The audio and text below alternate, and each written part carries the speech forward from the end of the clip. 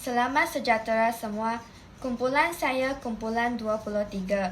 Tajuk kita ialah berdasarkan konsep dekolonisasi, cari satu isu semasa yang menunjukkan faktor wujudnya dekolonisasi dalam pelbagai aspek kehidupan manusia masa kini.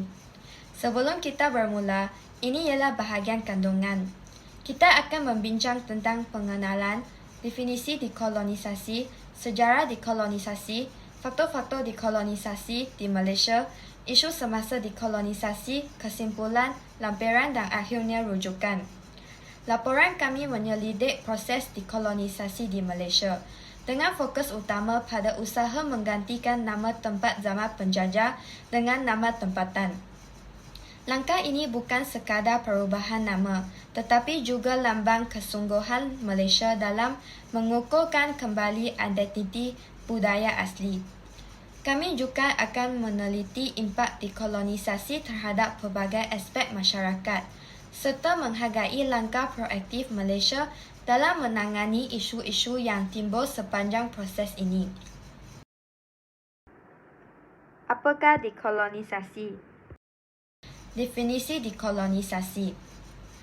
Istilah dekolonisasi berasal dari bahasa Inggeris decolonization yang menggabungkan tidak dan colonization, penjajahan.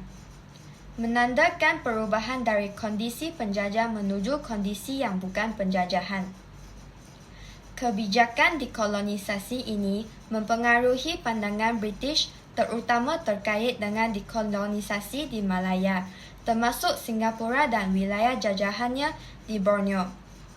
Pembentukan Malaysia pada tahun 1963 dipandang sebagai hasil kebijakan dekolonisasi British dengan tujuan untuk mengurangi pengeluaran pertahanan Britania di wilayah tersebut dan mempertahankan pengaruh global mereka serta menjaga keamanan wilayah jajahan. Selamat sejahtera, saya yang akan menjelaskan latar belakang sejarah dekolonisasi. Pada peringkat 1, sebelum Perang Dunia Kedua, Brunei, Borneo Utara, iaitu Sabah dan Sarawak, berada di bawah kekuasaan British.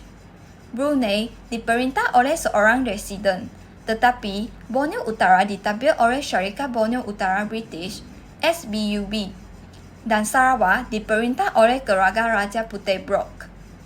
Pada peringkat 2, semasa pendudukan Jepun, wilayah-wilayah Borneo tetap terpisah dari semenanjung Tanah Melayu. Pada peringkat 3, setelah Perang Dunia Kedua, Borneo Utara dan Sarawak tetap ditadbir oleh British sebagai tanah jajahan terpisah, dan Brunei tetap sebagai negeri naungan. Gagasan penyatuan antara Persekutuan Tanah Melayu dan wilayah-wilayah Borneo menjadi pertimbangan penting bagi Tunku Abdul Rahman dan didukung oleh pihak British. Nama Malaysia muncul dalam dokumen British yang disebut sebagai Proposed State of Greater Malaysia pada tahun 1960.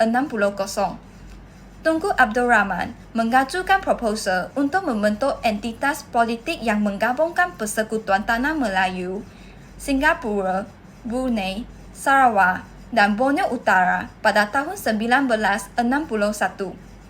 Rencana pembentukan Persekutuan Malaysia terkait dengan strategi pihak British yang dikenal sebagai Grand Design untuk menggabungkan 5 wilayah kekuasaan British di Asia Tenggara. Kemerdekaan Persekutuan Tanah Melayu pada tahun 1957 menjadi fokus utama dalam pembahasan kebijakan dekolonisasi British. Nama Malaysia terkait dengan kebijakan Grand Design dan dinamai Greater Malaysia dalam dokumen resmi British pada tahun 1960. Adakah konsep dekolonisasi boleh berkembang? Faktor berkembang. Faktor perkembangan konsep dekolonisasi di Malaysia. Faktor yang pertama ialah pemahaman sejarah kolonialisme di Malaysia mencangkup serangkaian peristiwa yang membentuk pelbagai aspek kehidupan. Kedatangan penjajah Eropah pada abad ke-15 dan dominasi Inggeris daripada ke-18 hingga kemerdekaan pada tahun 1957 menciptakan dampak jangka panjang. Faktor yang kedua ialah eksploitasi ekonomi seperti penambangan timbar menyebabkan ketidaksetaraan. Pemisahan etnik dan sistem pendidikan kolonial membentuk dinamika sosial dan identitas budaya. Faktor yang ketiga ialah gerakan kemerdekaan menciptakan momentum untuk pembebasan daripada penjajahan. Setelah berakhirnya Perang Dunia Kedua pada tahun 1945, tekanan global terhadap negara-negara penjajahan untuk melepaskan tanah jajahan menjadi semakin kuat. Faktor utama untuk mengembangkan proses dekolonisasi di Malaysia melibatkan muncul kesedaraan kebangsaan pasca perang, di mana orang-orang Malaysia menuntut hak dan kedaulatan mereka. Pemulihan pasca perang dan rekonstruksi ekonomi memberikan motivasi tambahan bagi upaya dekolonisasi dengan masyarakat ingin meraihkan kendali penuh atas nasib mereka sendiri. Gerakan kemerdekaan yang mencapaikan puncak dengan deklarasi kemerdekaan pada tahun 1957 menjadi tongkok penting dalam perjalanan dekolonisasi Malaysia.